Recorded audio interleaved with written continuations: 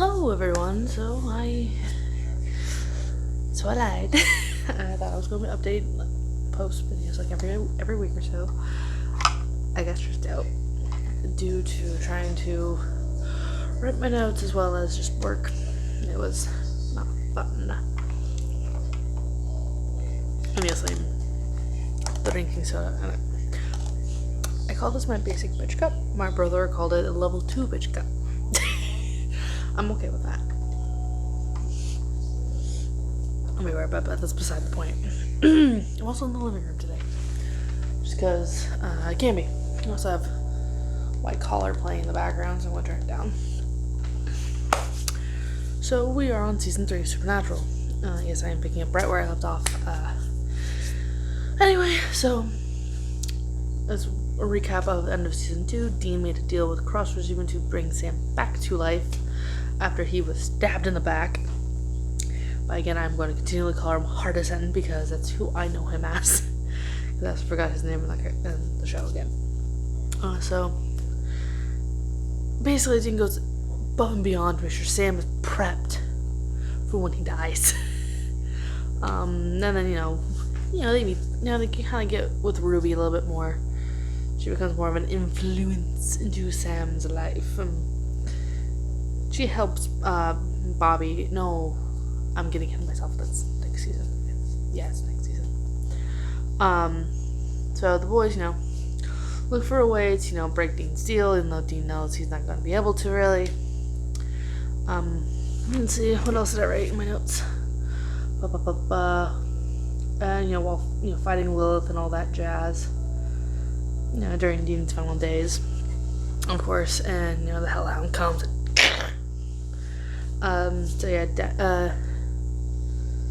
So we meet Lisa for the first time. Lisa and Ben.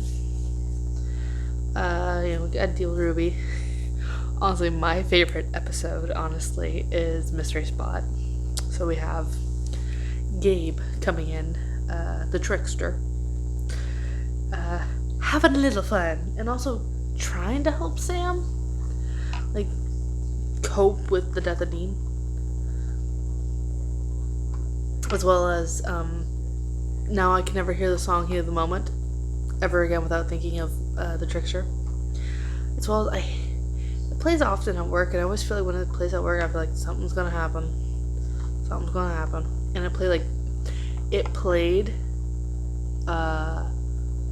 the day before inventory at work, or 2 days before inventory. It played 2 days before inventory because the light turned on. Because the day before inventory, our system went down, so we couldn't do our jobs, really. Yeah, I had fun with that. We all had fun with that. And that's sarcasm. You couldn't tell.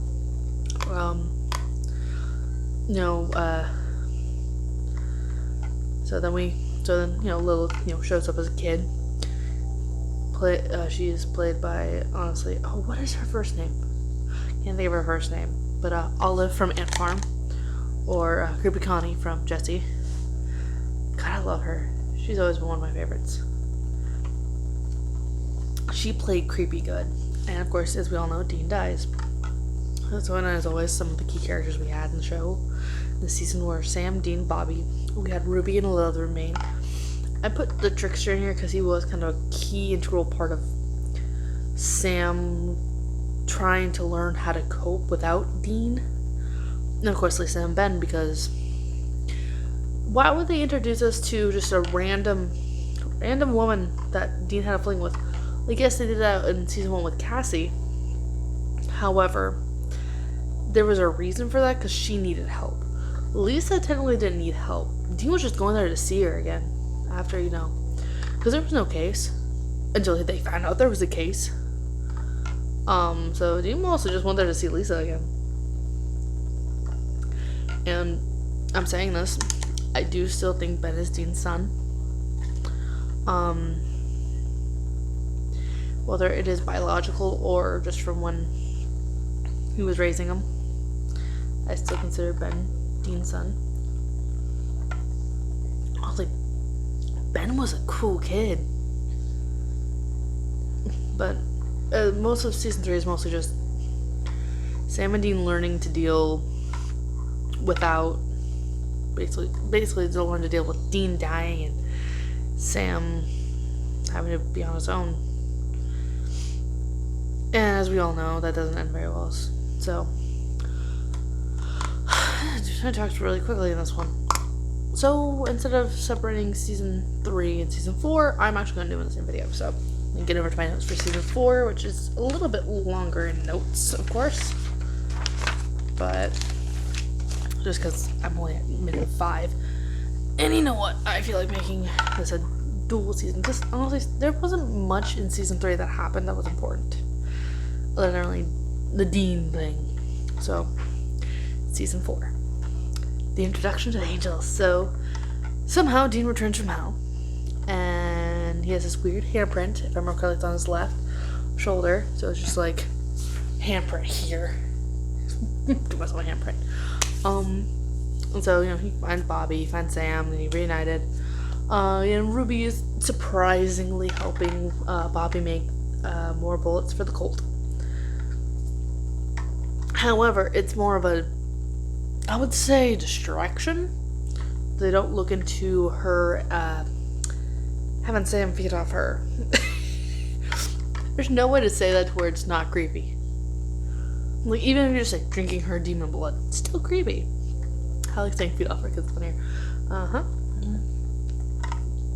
Sam and Dean are trying to stop Lilith, stop the 66 seals from being broken. Sorry, I just read part of my notes. Oh my god, yes.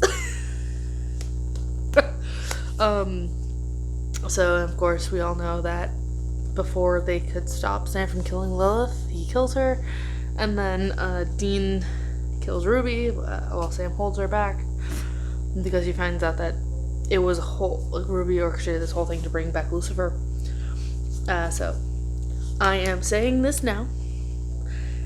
Everyone always gets on Sam for breaking the first seal or breaking the last seal.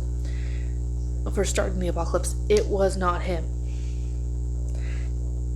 Technically, it was always going to be a chain of events for the apocalypse to happen. The only way that could happen is if the first seal was broken, which was broken by Dean when he started torturing souls in hell.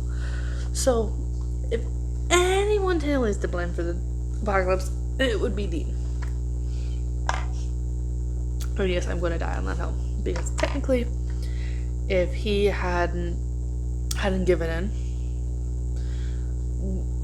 there's a good possibility that the angels would have grabbed him before he could break that seal.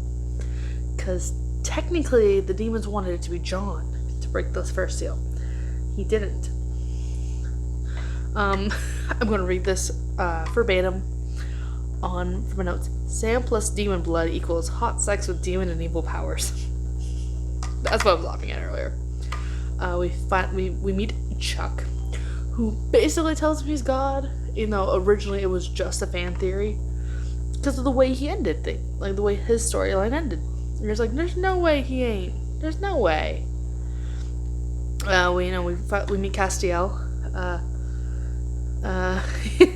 Bobby makes more kill anything bullets, as I put it. The boys meet their brother Adam, who they meet once, he dies, and they never think about him again. I feel bad for Adam. Adam deserved better. And we do kind of see that later on, when he kind of like talks with Michael kind of in his head and in a restaurant later on in season 15. But that's beside the point. Ruby tricks Sam to break the last seal. Lilith is killed.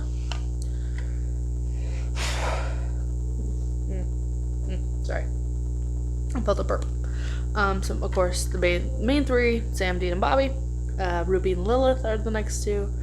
Adam and Chuck. I did not put Cass in here for a couple reasons. One, in season 4, he's not as key. He is a key. Yes, he brought Dean back. However, there's not a lot of moments where he proves himself to be, a key character in season 4. Because season 4 is more about trying to stop the 66 seals, and he's not really in a lot of the season 4. And yes, I know Adam's only technically in one episode in season 4. However, he's key because they learn something about their dad. So that's how I justify that. Also, Chuck. We love, like, early Chuck, fantastic. We love him.